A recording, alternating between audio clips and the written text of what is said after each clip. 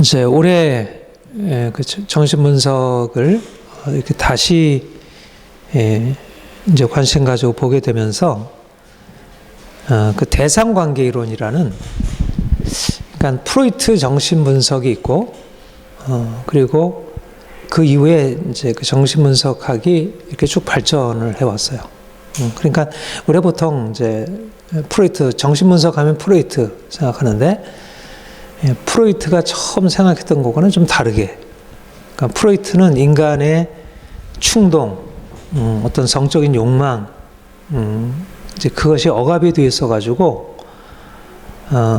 이제 병이 들게 되어서 그렇게 어떤 이제 신경증이나 이런 이제 그런 병을 가지고 있는 사람들에게 그런 억압을 이렇게 이제 풀어주는 것, 그게 주로 이제 그 치료의 방법이었는데, 이제 대상관계 이론이라는 거는 그러니까 성적인 충동이 억압이 되어서 병이 생긴다 이렇게 접근한 게 아니고,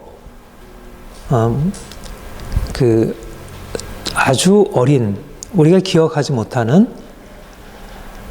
태어나서 한 뭐 2돌, 3돌 이제 그 사이에 아주 영아 시절이라 할 수 있죠. 뭐 유아도 아직 되기 전에 그 영아 시절이라 할 수 있는, 우리 기억도 잘 나지 않는, 그러니까 엄마로부터 전적인 돌봄을 받는 이제 그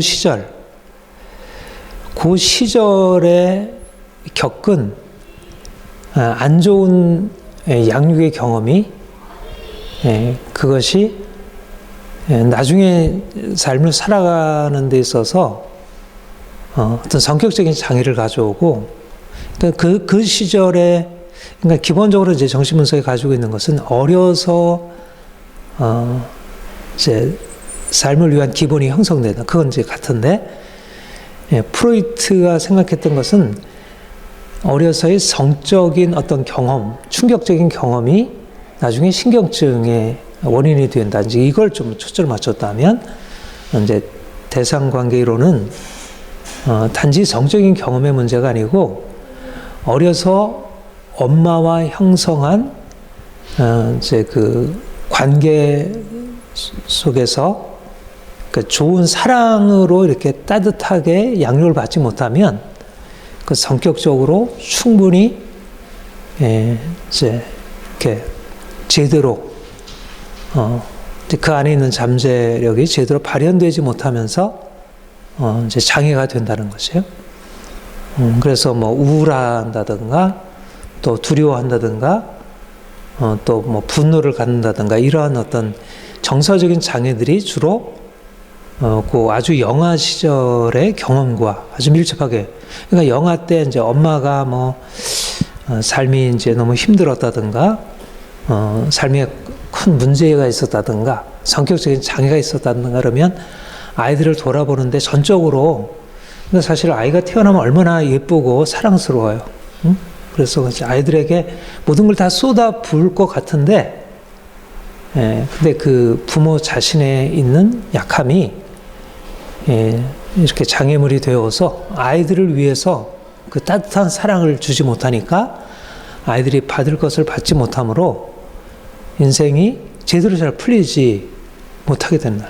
그러니까 어려서 그 이제 좋은 부모 아래서 내 자신이 정말 좋구나, 그리고 세상은 정말 아름답구나, 이제 그런 긍정적인 사고를 가져야 되는데, 어려서 이제 그런 경험을 그 토대를 갖지 못하면 인생이 이제 불행하게 된다는 거. 제가 이제 뭐 종종 이렇게 설교에 이제 언급했던 그 위니캇, 가장 대표적인 그 대상관계 이론의 중요한 기초를 놓은 사람이 이제 위니캇이라는 영국 소아과 의사였다가 정신분석가가 된 분인데, 이제 그분의 이제 이런 책, 또 그분의 사상을 이제 공부하고 하면서, 이건 정말 놀라운 진리다. 그걸 제가 느끼게 되고, 그리고 이제 여러 대상관계 이론가들의 이런 책들, 그런 걸 보면서 상당히 많은 것을 배우게 되었어요. 제가 이제 철학을 하고 뭐 여러 인문학을 이제 했지만 특별히 내 자신이 어떠한 삶을 살아왔고 내가 이제까지 왜 이렇게 인생이 제대로 잘 안 됐는지, 그리고 안에 우리 아이들, 우리 성도들의 삶이 여러 가지로 힘겨움이 있는데 이제 그것이 왜 그런지를 좀 더 이렇게 이제 보게 되고 알게 되면서 어려서 좋은 그러니까 부모로부터 돌봄의 경험이 절대적으로 필요하구나. 그래서 제가 사실 이제 요즘에 그 공부를 하면서 느끼는 거는 진짜 가정이 중요하구나. 특별히 엄마가 아이들을 사랑으로 돌보는 것이 얼마나 중요한지. 그래서 그러니까 어려서 아이가 만나는 세상은 엄마를 통해서 보여지는 세상. 그러니까 엄마가 행복한 삶을 경험하고 아이에게 행복한 삶을 이렇게 전해주면 아이는 아무리 인생이 뭐 병들고 뭐 전쟁이 있고 아무리 문제 많아도 아이는 굉장히 안전하고 또 인생을 행복하게 할 수 있다는 거예요. 근데 아무리 부모가 돈도 많고 지위도 높고 모든 가진 것 다 있어도 엄마가 진정한 행복을 알지 못하고 사랑을 아이에게 주지 못하면 아이가 어려서 자기를 사랑할 줄 모르고 또 사람들과 건강한 관계를 맺을 수 없다는 거예요. 그러니까 지금 사실 아이들에게 공부 열심히 해서 뭐 좋은 대학 가고 좋은 직장 가고 뭐 좋은 혼처 만나서 좋은 결혼하고 그게 필수적인 게 아니라 사실 좋은 엄마가 아이를 사랑으로 돌보는 것이 가장 중요하다는 거. 근데 이제 저도 그렇고 여러분들도 어때요? 그게 잘 안 됐잖아요. 그렇죠? 그러면 이게 어려서 받지 못한 사랑, 어려서 이미 왜곡된 성격, 장애들, 뭐 이런 것도 어떻게 해결하겠어요? 그래서 이제 뭐 심리치료, 정신과 뭐 이런 데 가서 상담을 받고 하지만 이게 어려서 부모로부터 받았어야 할 사랑을 누가 주기라는 너무 쉽지가 않은 거예요. 그러니까 한번 어려서 그런 기초가 잘못 놓이게 되면 사실 평생 불행한 인생을 살기가 쉬운. 그러니까 어느 정도 이제 경제적으로 뒷받침이 되고 뭐 부모가 이제 이러저러한 것을 갖추게 되면 자녀들에게 그래도 뭐 비교적 평균 이상의 것을 줄 수 있다 생각이 들지만 그러나 반드시 그렇지도 않잖아요. 돈도 있고 지위도 있고 그런데도 그 사람들이 하는 거 보면 너무 이상해요. 근데 그게 다 사실 근원으로 거슬러 가보면 반드시 성장 과정에 있어서 제대로 된 사랑을 받지 못했다. 이렇게 생각을 해요. 그래서 저는 앞으로 나의 인생에 굉장히 중요한 강조점을 내가 어려서 제대로 받지 못한 사랑 때문에 아내를 제대로 사랑하지 못하고 또 자녀들에게 온전한 돌봄을 주지 못해서 인생을 행복하게 이렇게 살아갈 수 있도록 그거를 제대로 주지 못했던 그 부분에 대해서 이거를 좀 제대로 회복할 수 있는 길을 좀 찾았으면 좋겠다 이런 생각을 많이 하게 되고요. 그리고 우리 성도들도 이제까지의 삶이 여러 가지 힘겨움이 많았고 지금도 그런 것도 있지만 그 부분에 있어서 하나님이 새 일을 행하실 것을 그리고 제가 그 부분에 대한 도움을 줄 수 있기를 바라는 마음이 있습니다. 저는 이제 정신분석 뭐 대상 관계 뭐 이런 쪽으로 공부하면서 이게 단지 뭐 심리학 뭐 정신분석 뭐 그러니까 인간이해 뭐 그런 차원만이 아니라 신앙과 연관해서 아주 중요한 함의를 가지고 있고 나는 무엇보다 사실 뭐 내가 인간적으로 어떻게 행복하게 살까 하는 것에 대한 것도 관심이 있지만 그보다 하나님이 내게 어떤 분이시고 그분으로 인해서 내가 어떻게 살아갈까 하는 그게 나의 주된 관심이고 내가 원하는 것은 내가 주님 만나서 주님께로부터 받은 이 은혜의 경험을 가지고 정말 사람들에게 그 은혜 안에서 살아가도록 이것이 이제 내가 가지고 있는 관심이고 나의 하나님이 나에게 주신 소명이라 이런 생각을 하는데 그런데 이제 정신분석을 통해서 이제 깨닫게 되는 것 핵심이 뭐냐면 엄마의 사랑, 부모의 사랑이 인생의 행복, 인생이 그 온전한 인생으로 성장하는 데 있어서 결정적인 핵심이라고 한다면 그 엄마의 사랑을 제대로 받지 못하고 부모의 사랑이 제대로 주어지지 않아서 고통스러운 인생이 어떻게 회복되어질까? 저의 개인적인 경험도 온전하지 못하지만 내가 하나님 만나서 하나님이 나를 사랑하신다는 하나님과의 관계 경험이 내 인생이 그나마 내가 사랑받지 못해서 외롭고 힘들고 문제 있었던 내 인생 안에 그런 치유가 있었던 것을 이제 경험적으로도 갖고 있는데 이 대상 관계 이제 정신분석 이론을 만나면서 그 부분에 대한 것이 더 분명해지는 것을 보게 돼요. 인생의 행복은 다른 게 아니고 관계 경험이고 관계가 전제되지 않는 행복, 관계가 전제되지 않는 자유 없다는 것입니다. 위니캇이 그걸 촉진적 환경이라 그렇게 했어요. 어린아이가 건강하게 성장하고 성숙하려면 그 건강한 성장을 위해서 촉진적 환경, 좋은 환경이 필요한데 그게 바로 엄마, 좋은 엄마의 돌봄이라는 거예요. 그런데 우리가 이미 우리 자신이 그런 돌봄을 받지 못했고 또 우리가 그런 돌봄을 줄 수 없는 연약한 깨어진 인간, 자기중심적인 인간이라는 그 한계를 가지고 있는데 어떻게 여기서 벗어날 수 있을까? 바로 하나님이 나를 사랑하신다는 것. 그가 아버지로서 내 인생 안에 찾아오시고 그가 아버지로서 내가 어려서 받지 못한 엄마의 사랑, 아빠의 사랑을 나에게 경험하게 하신다는 것. 그래서 내 상처 입은 마음, 내 상한 마음, 내 왜곡된 성격, 인격을 바꾸신다는 것. 그 부분에 대해서 굉장한 확신을 얻게 되었어요. 심리학이, 정신분석학이라는 하나의 과학이 그리고 사람들을 치료하는 하나의 기술이 경험적인 사실이지만 오히려 그 경험적인 사실을 통해서 간접적으로 지시되고 있는 것은 인생의 행복은 어디에 달려 있을까? 우리가 열심히 노력하는 것, 애쓰는 것,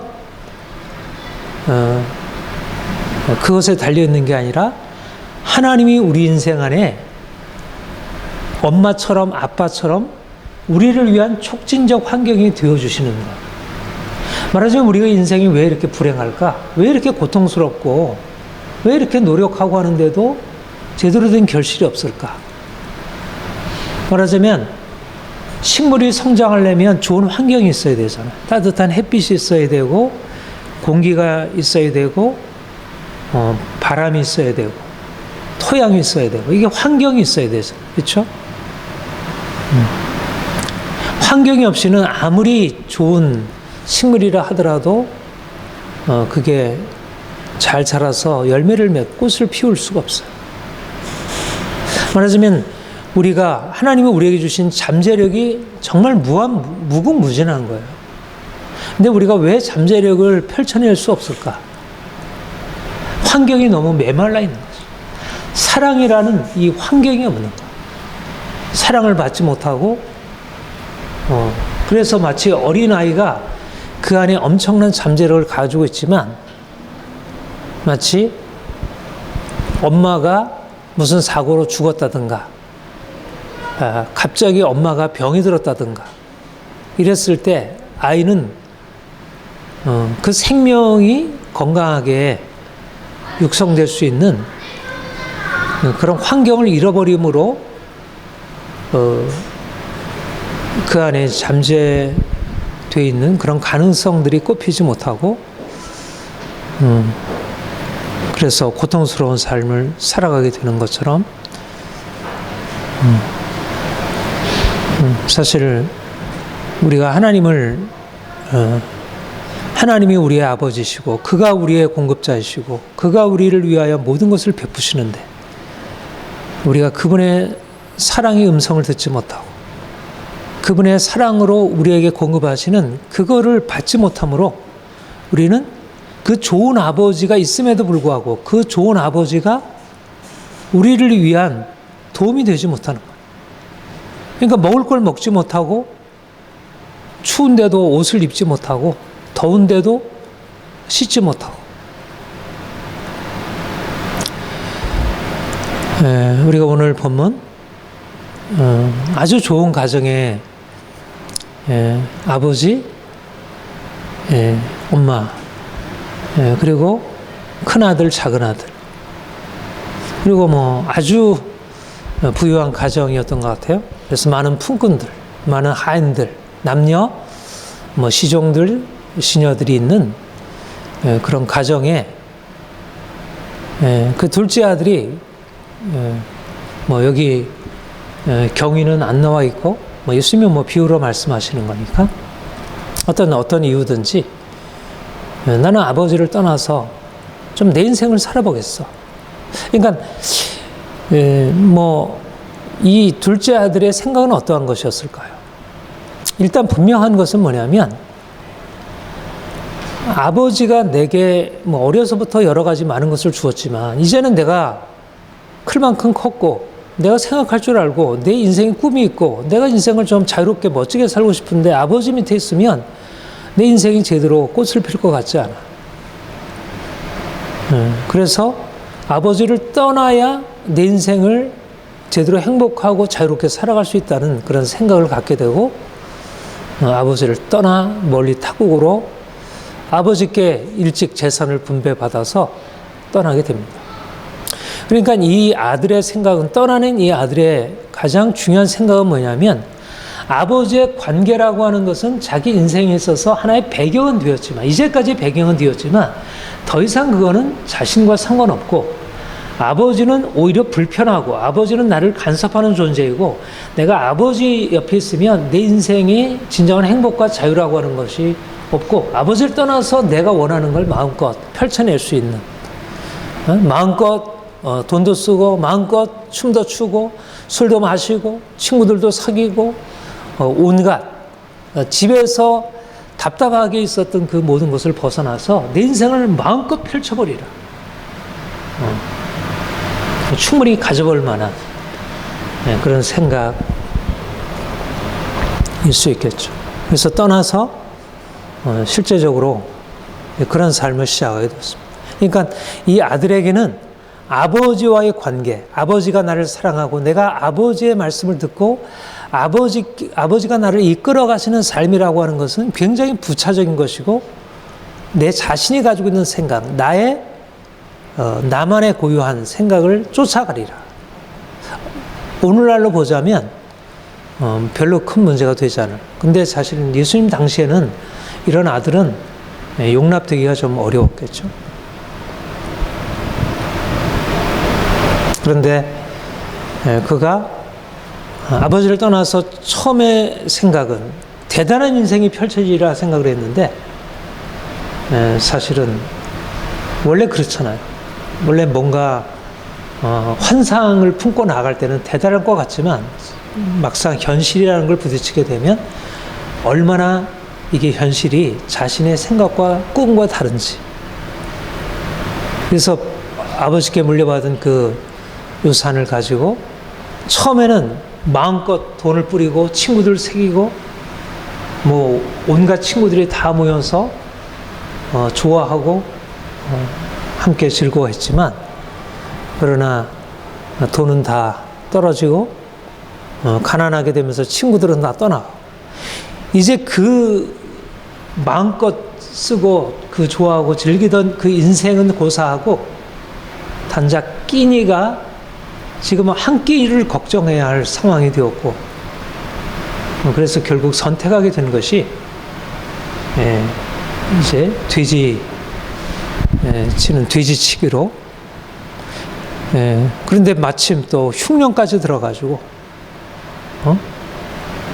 도무지 먹을 것이 이제 없고 그래서 뭐 거기서 주는 월급은 고사하고 먹을 것이 없으니까 돼지 먹는 쥐염열매 이 식물이 어떤 것인지 모르지만 그야말로 돼지죽 우리로 말하자면 돼지죽을 함께 먹어야 비로소 자기 배를 채울 수 있는 비참한 처지로 전락하게 된 것입니다.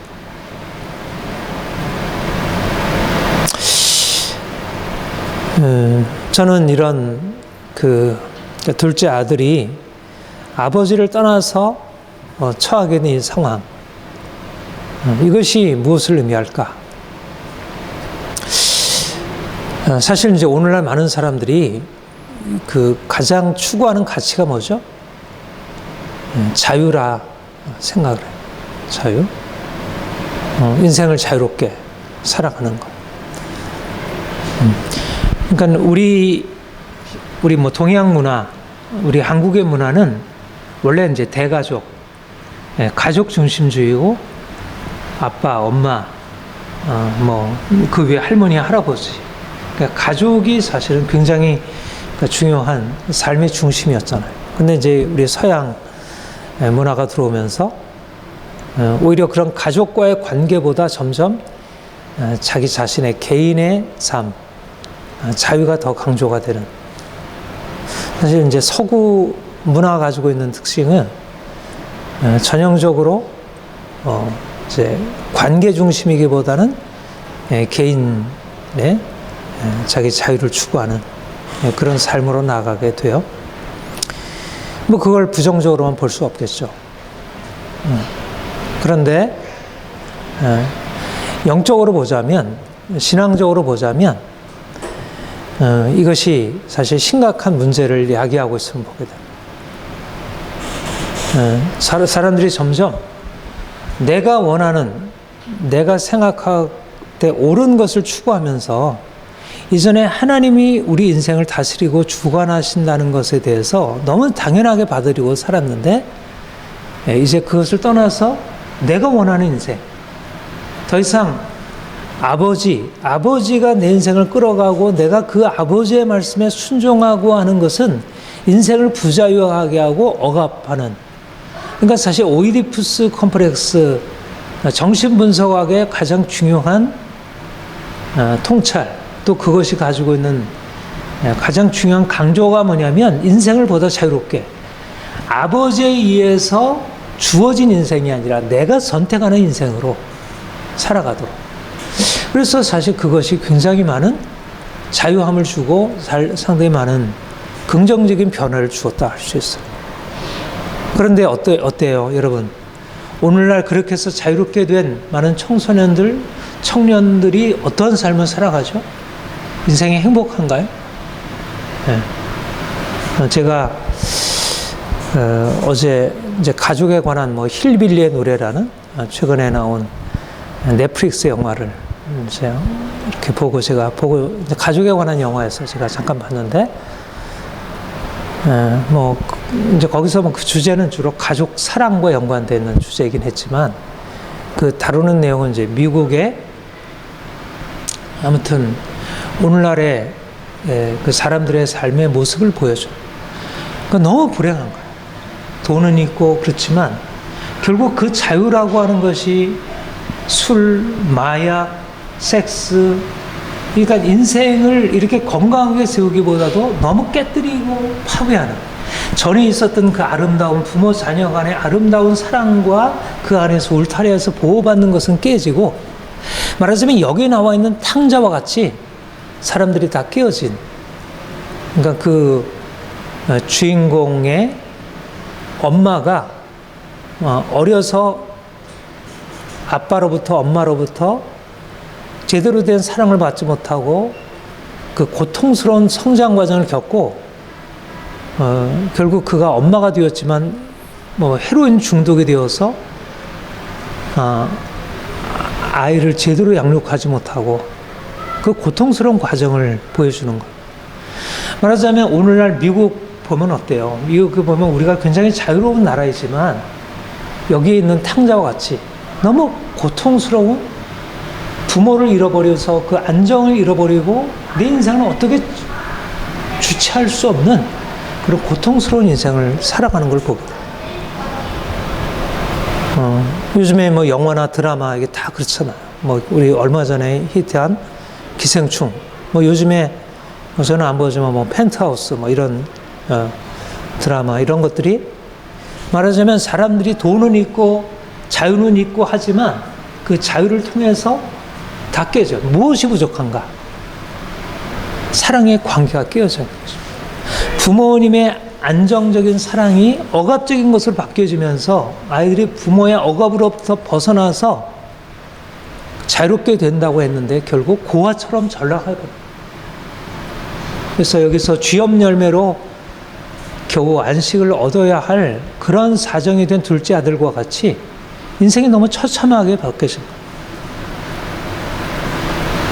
저는 사실 저는 그렇게 세상에서 방황한 인생을 살아보질 않아서 그런 사람들의 삶에 대해서 잘 알지 못하지만 그러나 이렇게 저렇게 내가 이제 그런 것을 보고 듣고 알게 되면서 야, 아버지를 잃어버린 인생, 아버지를 떠난 인생이 얼마나 고통스러운 인생인지, 고통스러운 아버지 밑에서 그 억압적인 아버지 밑에서 고통당하는 것도 문제지만 아버지를 떠나서 내가 스스로 아버지 없이 인생을 그 거친 온갖 맹수, 온갖 그 위험이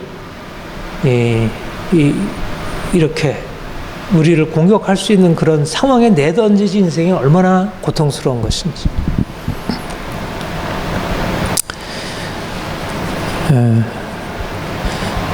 저는 요즘 이제 정신분석학에서 얘기하는 것처럼 좋은 엄마의 경험, 좋은 아버지의 경험이 절대적이다.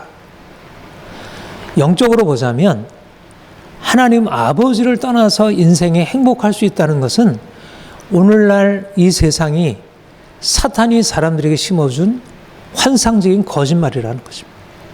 결코 돈이, 결코 술이, 결코 약물이, 결코 성이 인생의 행복의 근원이 될 수 없다는 거예요.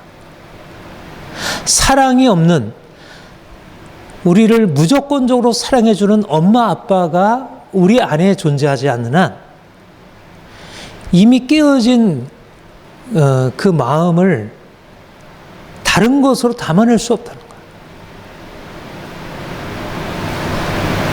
거예요.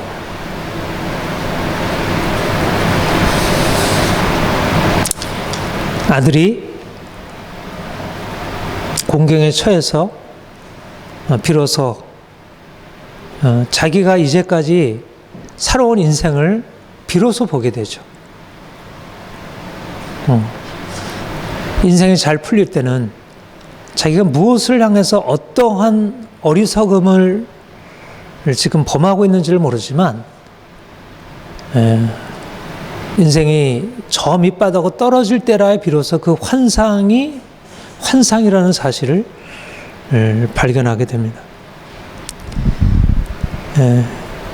그가 이제까지 추구했던 자유, 그 자유를 추구했던 그 환상적인 삶의 결과는 사실상 쥐업 열매를 먹는 그런 현실이었습니다. 그래서 그가 그 자리에서 내가 지금 살 수 있는 길은 아버지께로 돌아가는 길. 인생의 자유는 내가 원하는 것을 행하는 것이 자유가 아니고 아버지와의 좋은 관계 속에 있는 것이 진정한 행복이고, 아버지와의 관계를 떠나 있는 욕망의 추구, 아버지와의 관계를 떠난 자유의 추구는 이거는 결국은 파멸이구나. 그가 비로소 그 절망의 순간을 통해서 자기를 발견하게 되고, 자기를 발견하게 되면서 비로소 그동안 잊어버렸던 아버지를 깨닫게 된 것입니다. 아, 그동안에 내가 아무것도 아니라고 생각했던 그 아버지가 내 인생의 전부이고, 그 아버지를 떠나서 내 인생을 살려고 했던 것이 얼마나 큰 어리석음이었는지. 그래서 그가 아버지께로 돌아가서, 아버지, 내가 하늘과 아버지께 너무 큰 죄를 지었나이다. 이제 나를 아버지의 아들이라 일컬음을 받지 못하겠습니다. 나를 품꾼의 하나로 써주시옵소서.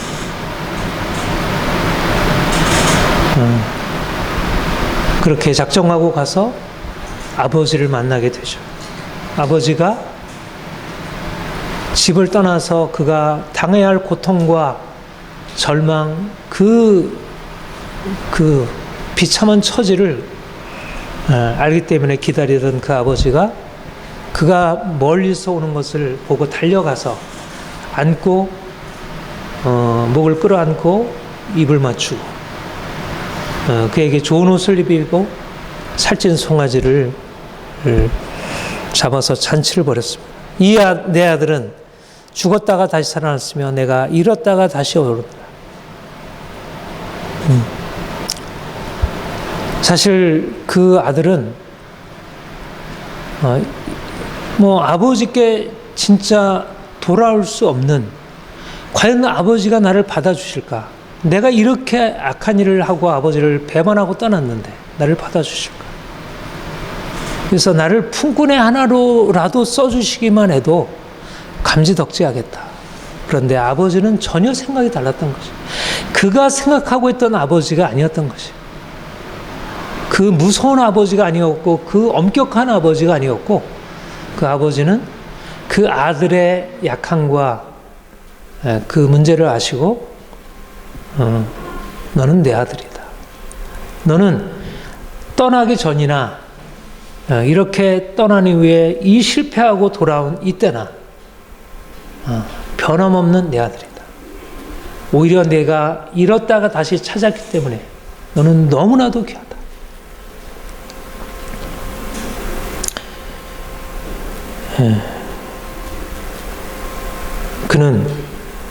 그가 떠나고 다시 돌아오게 되었을 때, 그가 집에 있었을 때 알지 못했던 그 놀라운 아버지를 새롭게 발견하게 되었습니다. 그 이전에 아버지는 그냥 먹을 음식을 먹여주고 옷을 입혀주고 학교에 보내주고 그의 삶에 외적인 것을 공급하는 그런 아버지였지만, 그가 돌아와서 실패를 경험한 이후에 그 아버지의 사랑을 알게 되었고, 진정한 아버지의 관계 안으로 들어간 거예요. 이게 놀라운 것이죠. 그러니까 사실상 그 실패도 나름대로 의미가 없다고는 할 수 없어요. 그 아버지를 떠난 것이 오히려 이 발견을 위해서 허락된 것인지도 모릅니다. 그가 돌아온 이후에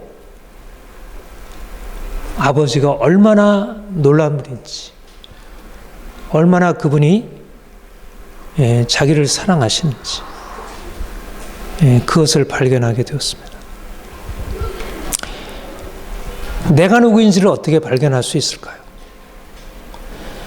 엄마가, 아빠가 나를 보는 것이 바로 나를 보게 되는 나의 인식의 근원입니다. 내가 왜 이렇게 내 자신을 형편없는 존재로 보게 되었을까? 어려서 엄마, 아빠로부터 좋은 자아상을 갖지 못한 거예요. 우리가 하나님 만나서 일어나는 변화가 무엇일까? 그분은 내 존재가 형편없고 내가 실패하고 내가 아무것도 아님에도 불구하고 아무것도 아닌 나를 뭐라 하지 아니하시고 있는 그대로 받으시는 거예요. 우리가 왜 하나님께로 돌아가야 합니까? 왜 그분의 사랑 안에서 살아야 합니까? 그가 나를 전혀 다르게 보시기 때문에, 실패한 나를, 비참한 나를 정말 돌이킬 수 없는 악한 나를, 부끄러운 나를 부끄럽다 하지 아니하시고 그가 내가 사랑하는 아들, 내게 가장 존귀한 아들,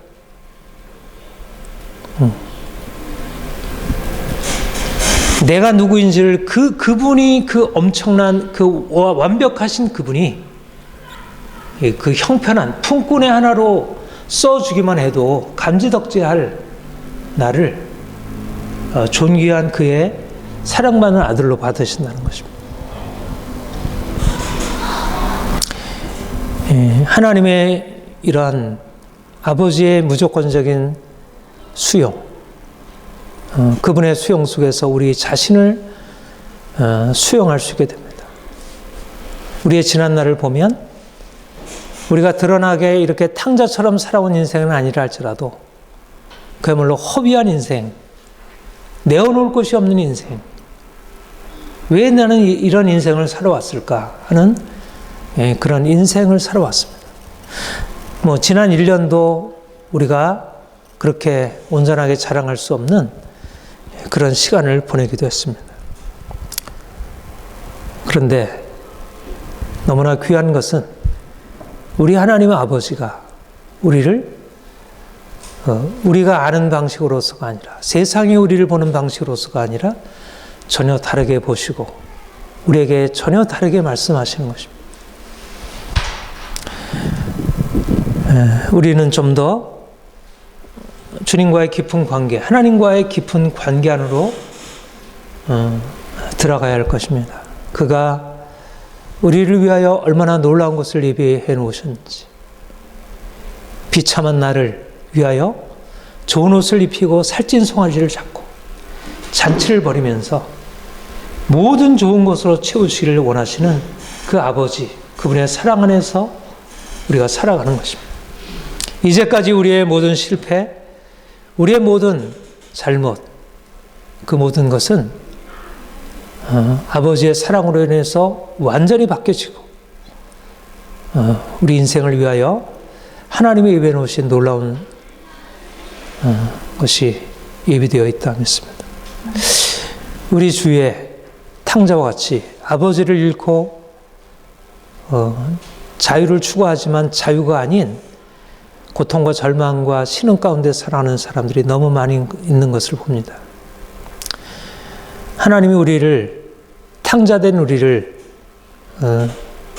부르셔서 그분의 사랑의 품으로 회복시킨 것은 우리가 아버지의 그 사랑을 품고 나아가 탕자와 같이 고통당하는 많은 사람들에게 주의 사랑을 전하기 위함이라 생각합니다. 더 온전하게 주의 사랑 안에 거하며 이 사람들에게 전해줄 수 있기를 바랍니다. 기도하겠습니다. 하나님 아버지, 주께서 우리를